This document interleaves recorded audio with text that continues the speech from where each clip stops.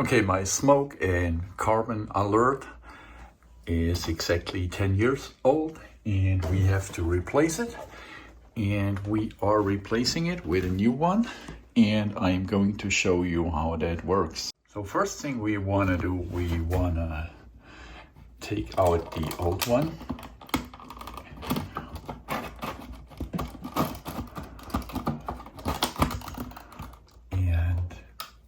You see the old one hangs by a cable like this, but for the time being we'll leave it like that. We got the new one. As you see, the new one also has the plate where you screw it on. That's gonna be important, but it also, as you see here, comes with 3 adapter plugs. We have this one, and we have one with loose cable ends. Maybe that's the one we are going to need. And then we have another one. Now, before we start attaching this one, let's get the old one out.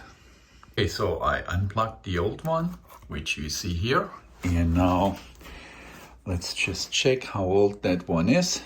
And you see this one was, it's September 02, 2016, so it's 10 years, and after 10 years, it's actually recommended to replace them.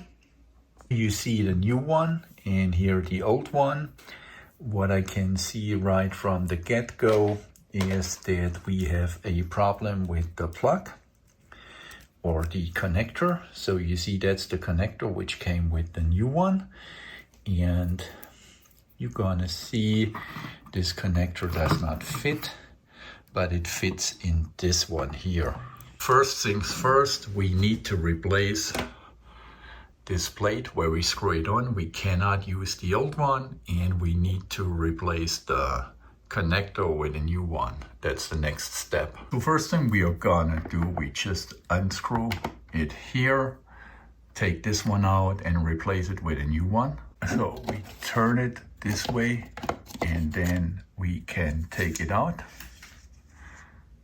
And so there are 2 things you can see. So that's the old one, that's the new plate, installation plate. What you can see, the whole pattern, it's the same, but it's just no longer the diameter. It's not fitting, and therefore the new sensor would not fit in the old one. Unfortunately, this connector is not identical to the one I need. It's not a big difference, but there is a slight difference. So we are actually installing the new connector here, which is pretty easy. You just follow the colors of the cable, and we have these quick connectors here, so that's pretty easy to do. We have the new connector here. Last thing we want to do is connecting these 2 cables, and technically you put them together and then you put this over it and then you screw it in. It's pretty hard to show with one hand, but I'm pretty sure you get the sense. The new connector is installed. Next thing we want to do is installing the plate, the holder plate for the sensor. And it needs a little TLC here.